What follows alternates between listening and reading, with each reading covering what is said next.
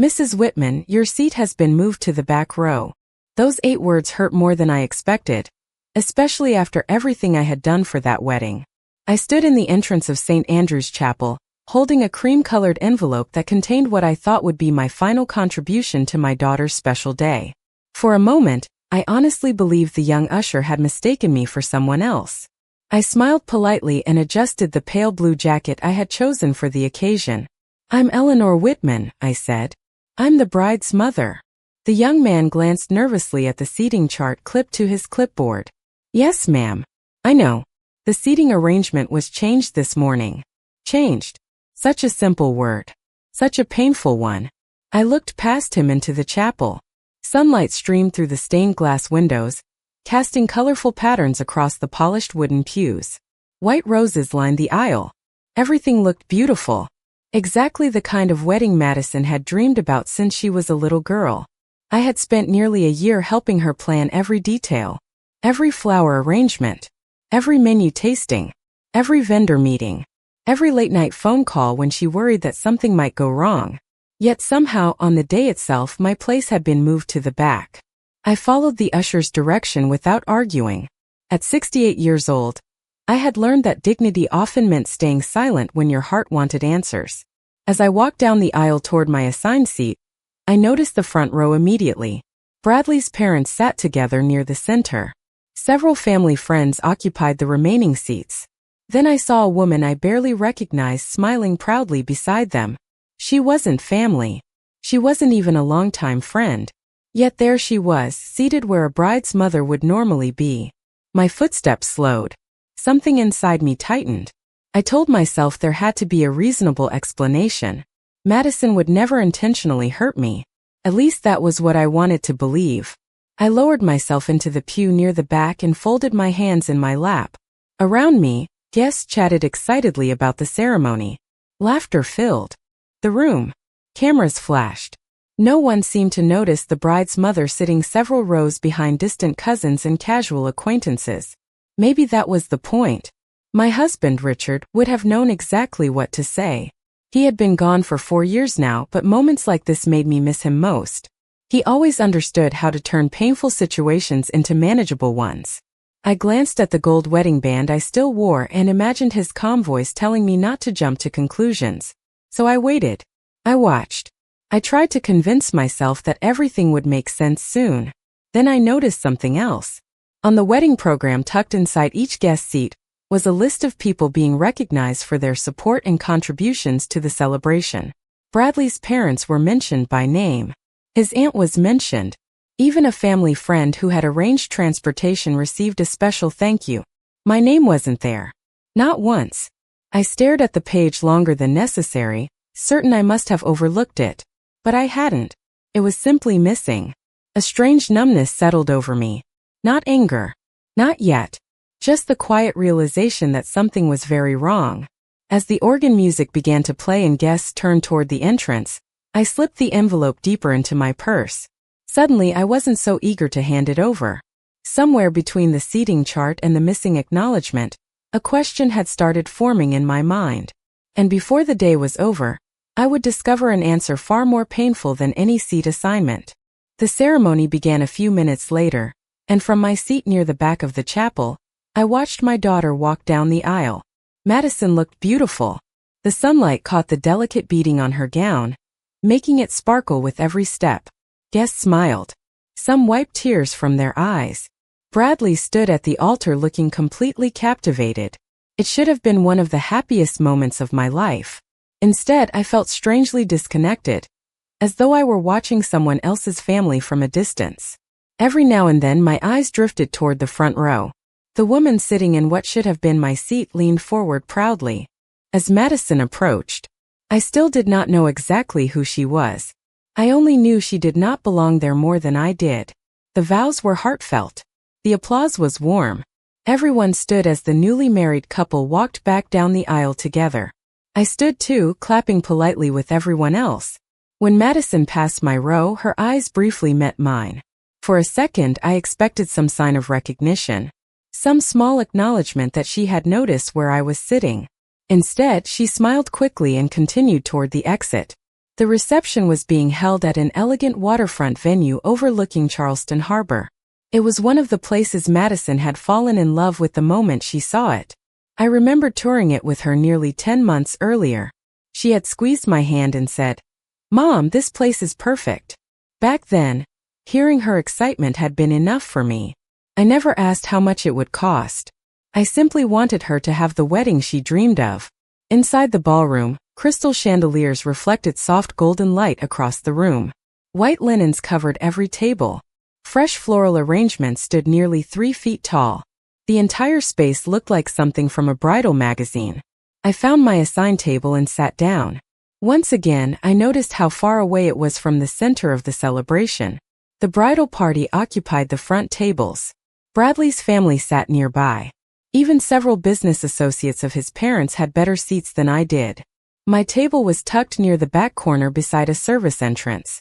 I quietly unfolded my place card and stared at my name, Eleanor Whitman, mother of the bride.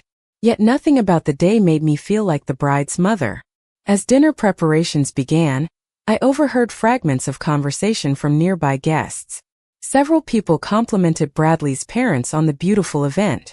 Others assumed they had financed most of it. I listened without correcting anyone.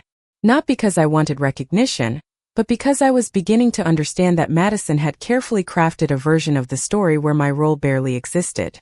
The realization hurt more than I wanted to admit. About 20 minutes later, I excused myself and walked toward a quieter hallway near the bridal suite. I needed a few moments away from the music and conversation. As I rounded the corner, I heard familiar voices. Madison was speaking with one of her bridesmaids. I was not trying to eavesdrop, but my name caught my attention. "Do not worry," Madison said with a light laugh. She brought the envelope. I saw it in her purse. "She will cover the remaining balance." The bridesmaid hesitated. "After everything with the seating?" Madison sighed impatiently. "Please. My mother always pays. That is what she does."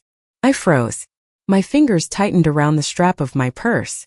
The envelope suddenly felt heavier than it had all day. For the first time, the seating chart, the missing acknowledgement, and the distant table no longer felt like isolated incidents. They felt connected, deliberate, planned. And standing alone in that quiet hallway, I began to realize that the most painful part of the day had not happened yet. For several minutes I remained exactly where I was, hidden from view by the corner of the hallway. The music from the ballroom drifted toward me in soft waves, mixed with laughter and the clinking of glasses. Anyone looking at the reception would have seen a perfect wedding. A beautiful bride. A handsome groom. Proud families celebrating together. But standing there with my hand resting on my purse, I felt as though I had accidentally stepped behind a painted backdrop and discovered the unfinished framework holding everything up. I slowly walked back toward my table before anyone noticed me. My seat was still tucked beside the service entrance.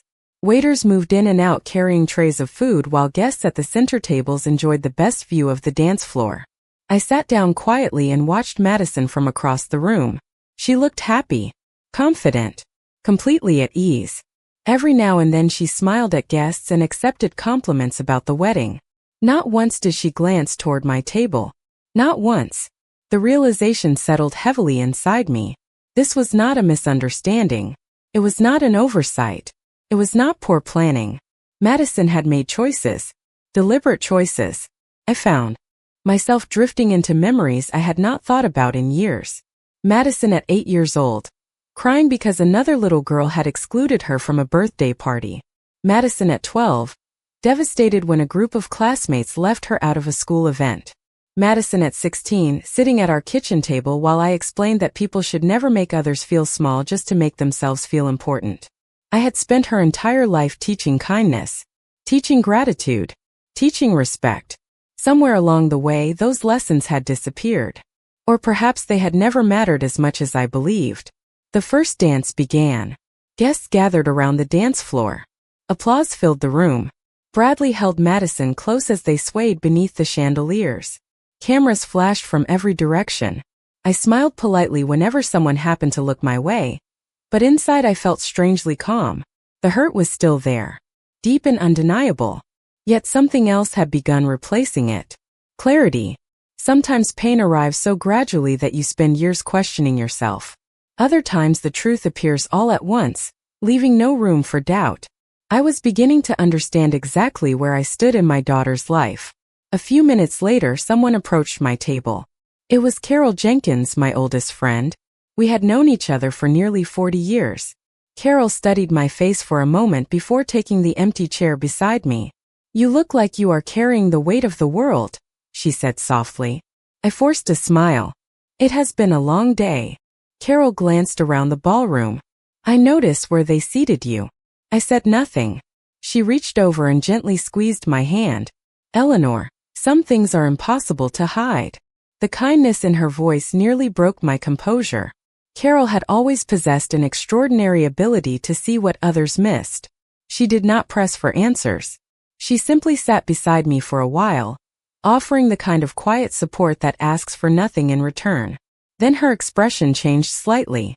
Hesitation crossed her face. "There is something you should know," she said carefully. My stomach tightened. "What is it?" Carol lowered her voice. "Earlier this afternoon, I accidentally saw a text message on Madison's phone when she was showing me pictures from the bridal shower. I did not mean to read it, but part of it caught my eye." She paused before continuing. "It said, 'She will pay. She always does. Just keep her out of the pictures.'" The room seemed to grow silent around me. Not because the music had stopped. Not because the guests had stopped talking. But because every remaining doubt inside me suddenly disappeared. Carol's words stayed with me long after she returned to her table. I sat quietly, staring across the ballroom while guests laughed and celebrated around me. "She will pay. She always does. Just keep her out of the pictures." The sentence repeated itself in my mind with painful clarity. What hurt most was not the money. It was the certainty behind those words. Madison had not wondered whether I would help. She had not hoped I would contribute. She expected it. As though my role in her life had been reduced to a predictable transaction.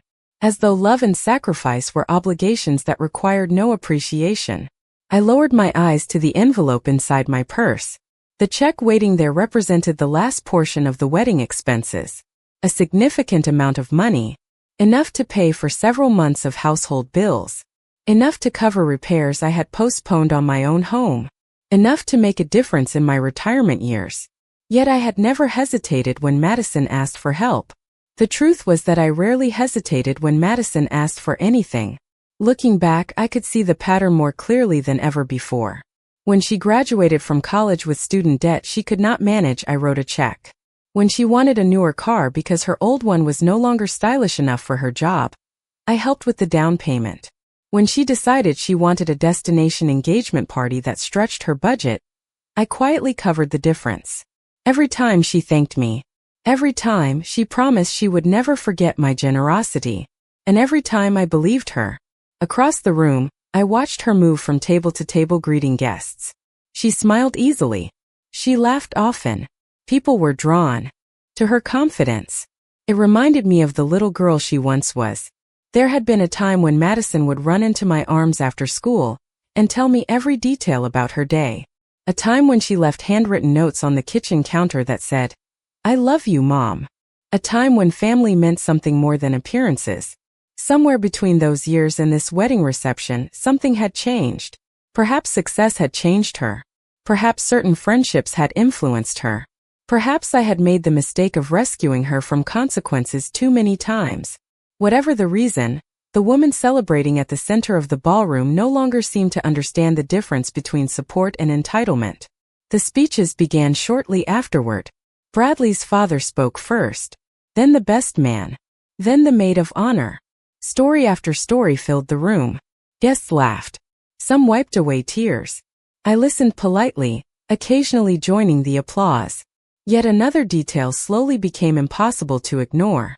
Nearly every speech praised the generosity of Bradley's family. Their support. Their contributions. Their efforts to make the wedding possible. No one mentioned me. Not once. I was not looking for recognition. I truly was not. But the complete absence of acknowledgement felt intentional. Like another piece of a larger picture finally coming into focus. By the time dessert was served, I no longer felt confused. I no longer felt surprised. I felt awake. The kind of awake that comes after years of ignoring uncomfortable truths. Then, as if the evening had been carefully building toward a final lesson, I saw Madison walking directly toward my table. Her smile was bright and practiced. Guests parted to let her through. When she reached me, she leaned down and kissed my cheek as though we had shared a perfect day together. "Mom," she said warmly, "can we talk for a minute? There is something I need from you before the coordinator closes out the final invoices tonight." The envelope inside my purse suddenly felt heavier than ever. I looked up at Madison and saw the same pleasant smile she had been wearing all evening. To anyone watching, she appeared to be a loving daughter checking on her mother during her wedding reception. No one would have guessed that every conversation we had shared that day seemed to revolve around what I could provide rather than who I was. I stood and followed her toward a quieter corridor just outside the ballroom. The music faded behind us. The laughter became distant. Madison closed the door to a small conference room and immediately shifted into business mode. The warm smile disappeared. "I need your help with something," she said. I remained silent. She pulled a folder from a nearby table and opened it. Several invoices were clipped neatly together. "There were some last-minute upgrades," she explained. "The floral package cost more than expected. We added extra lighting. The coordinator recommended a few changes." She slid the papers toward me. "The remaining balance is $21,430. I glanced down at the numbers without touching the folder. The amount did not surprise me nearly as much as her tone. There was no embarrassment, no hesitation, no gratitude. She spoke as though she were reminding me to pick up groceries on the way home. "The vendors need payment before the evening ends," she continued. I told them it would not be a problem. I looked at her carefully. "You told them that because you expected me to pay?" She sighed. "Mom, please do not make this difficult. We have guests here." For a moment neither of us spoke. The silence stretched between us. I thought about the back row seat, the missing acknowledgement, the speeches, the text message, the comment I overheard in the hallway. Piece by piece, everything settled into place. "Madison," I said quietly, "do you know what hurt most today?" Her expression tightened slightly. "Can we talk about feelings later? Right now I need to finalize these invoices." I almost smiled. Not because anything was funny, because her answer told me everything I needed to know. She was not curious about my feelings. She was concerned about the bill. "You moved me away from the family section." She folded her arms. "The seating plan was complicated. You left my name out of the program. There was limited space. You placed me near the service entrance. Someone had to sit there." Every explanation arrived instantly, polished and prepared. She had rehearsed them. That realization brought an unexpected sense of calm. I was no longer searching for answers. I already had them. Madison glanced at her watch. "Mom, please. The coordinator is waiting. I just need the check. Just need the check. Not thank you. Not I appreciate everything you have done. Not I am sorry. Just the check." I slowly opened my purse and rested my hand on the envelope. Madison visibly relaxed. She thought the conversation was over. She thought she had one. After all, she had been right about one thing. I had always paid. For years, I had stepped in whenever she faced a problem. Whenever life became uncomfortable. Whenever responsibility felt too heavy. I had mistaken rescuing her for helping her. Standing there in that quiet room, I finally understood the difference. Madison smiled again. "I knew you would come through." Those words settled over me like cold rain. Not because they were cruel, because they were confident, certain. She genuinely believed my role was to absorb every consequence and ask for nothing in return. I looked directly into her eyes and gently removed the envelope from my purse. Her smile widened. Then I placed the envelope back inside and closed the purse. The smile disappeared immediately. "Mom," she said. I met her gaze steadily. "There is something you need to understand before this conversation goes any further." For the first time all day, Madison looked uncertain. Madison stared at me for several seconds, clearly trying to understand what had changed. Throughout her life, I had been predictable, reliable, available whenever she needed something. The woman standing in front of her now must have seemed unfamiliar. What exactly is that supposed to mean? She asked. Her voice remained controlled, but I could hear irritation beneath the surface. I kept my tone calm. It means that today has been very revealing. She let out a short laugh. Mom, please. This is not the time for a dramatic conversation. The irony almost escaped me. All day I had been invisible when it came to family, gratitude, and respect. Yet suddenly I was important when money entered the discussion. I am not being dramatic, I said. I am being honest. Madison crossed her arms. You are upset about the seating arrangement. No, I replied quietly. I am upset because the seating arrangement was only one part of something much larger. Her expression hardened. I do not have time for this. Then let me save you some time. I paused. I heard you talking earlier. For the first time, genuine concern appeared in her eyes. It lasted only a moment before she recovered. Talking about what? About the envelope. The room became very still. I also know about the text message. Madison blinked. What text message? The one that said, she will pay. She always does. Just keep her out of the pictures. The color drained slightly from her face. Not enough for anyone else to notice, but enough for me. She looked away first. You are taking that out of context. What was the context? I asked. She opened her mouth, then closed it again. No explanation came. None that sounded reasonable, at least. For years I would have accepted whatever answer she offered simply because she was my daughter. That instinct was gone now. Mom, everyone has been under stress, she finally said. Wedding planning is complicated. Stress does not make people forget gratitude. She sighed heavily. You are focusing on the wrong things. I nodded slowly. Perhaps. Then help me understand the right things. Madison rubbed her temples. I need this payment completed tonight. The coordinator is waiting. Bradley is expecting me back. We can discuss everything else later. There it was again. The same pattern. Every road led back to the invoice. Every conversation returned to the money. I realized something important in that moment. Madison was not worried about hurting me. She was worried about solving a financial problem. Those were not the same thing. Through the conference room window, I could see guests moving across the ballroom. The reception continued without interruption. Music played. Servers carried trays of desserts. Life moved forward exactly as planned. Yet for me something fundamental had shifted. I was no longer standing inside the version of reality I had built around my daughter. I was seeing her clearly. Not as the child I remembered. Not as the person I hoped she would be. But as the woman she had chosen to become. Mom, Madison said impatiently. Are you going to write the check or not? The directness of the question surprised even me. There was no apology attached to it. No acknowledgement of our conversation. Only expectation. I looked at her for a long moment. Then I reached into my purse once more. Madison immediately straightened. Relief flickered across her face. She thought she knew what would happen next because it had always happened before.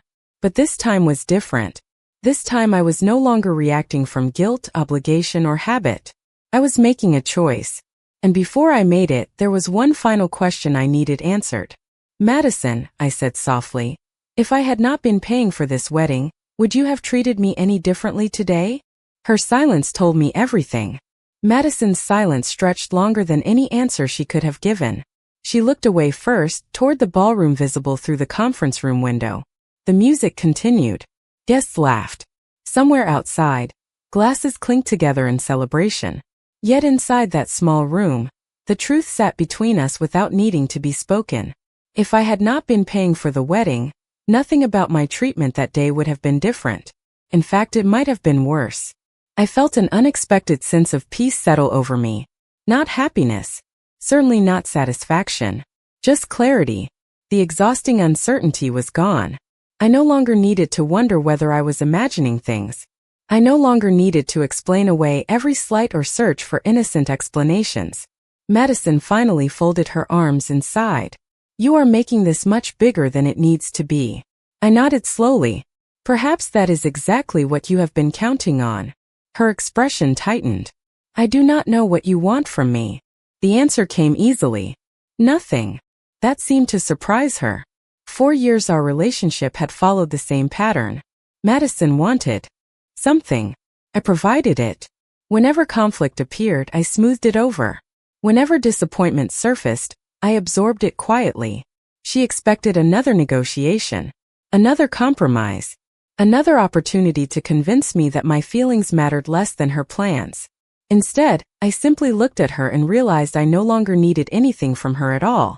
"Mom, the invoices have to be paid tonight." There it was again. Back to the money. Back to the reason she had brought me into the room. Not concern. Not reconciliation. Not gratitude. A transaction.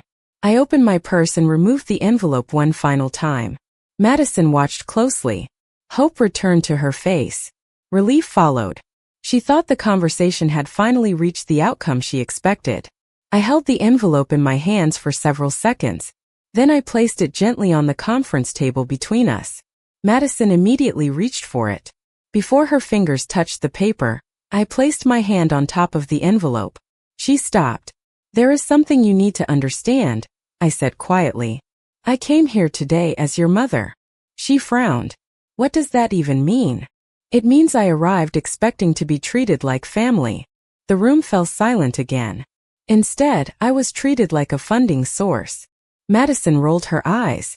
"That is not fair." "No," I replied calmly. "What happened today was not fair." Her jaw tightened.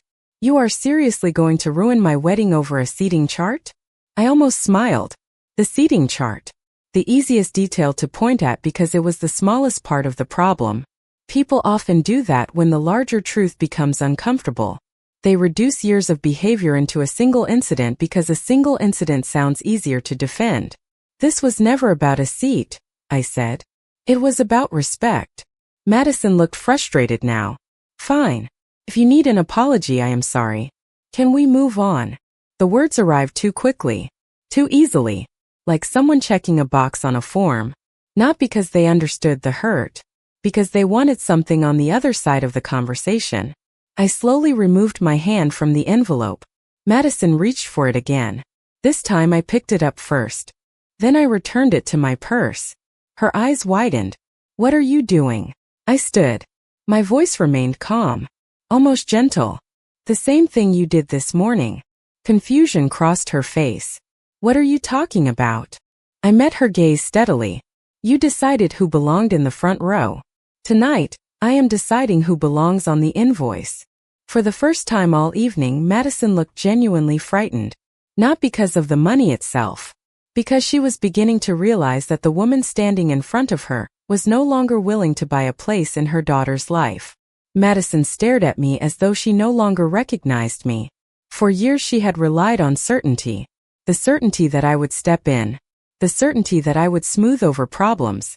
The certainty that no matter how I felt, I would eventually prioritize her comfort over my own dignity. That certainty was gone now. "You cannot be serious," she said. Her voice was lower than before, sharper. I adjusted my purse on my shoulder and looked at her calmly. "I have never been more serious. The vendors are expecting payment. Then the people who signed the contracts should speak with them." Her eyes widened. "Mom, this is my wedding." "I know. Do you have any idea what will happen if those invoices are not settled tonight?" I thought about that question carefully. Then I nodded. "Yes. Someone will finally be responsible for the commitments they made." For a moment, neither of us moved. Then the conference room door opened. A young woman wearing a headset stepped inside. I immediately recognized her as the event coordinator.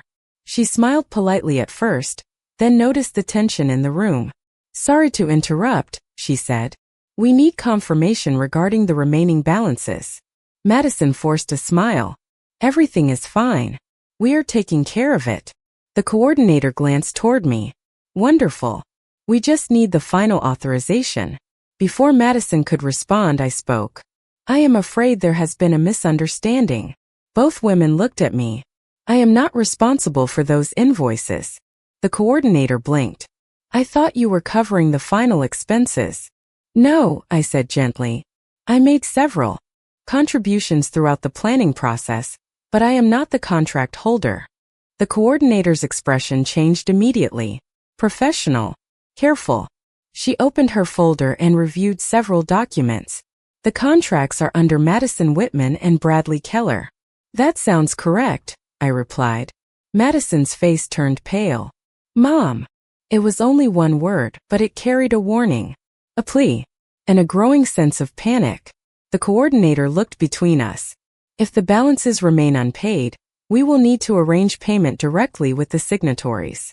She was not rude. She was simply stating policy. Reality often sounds cold when people are hearing it for the first time. There must be another solution, Madison said quickly. The coordinator nodded. Of course. We can discuss payment options. Then she excused herself and left the room.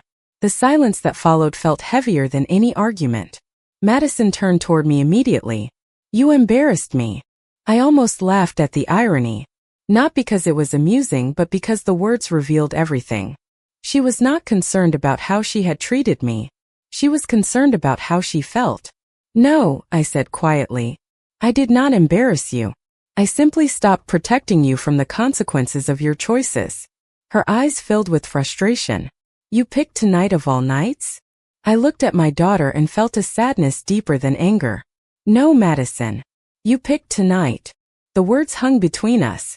She opened her mouth to argue, then stopped. Because somewhere beneath the defensiveness and frustration, she knew I was right. This day had been shaped by hundreds of decisions.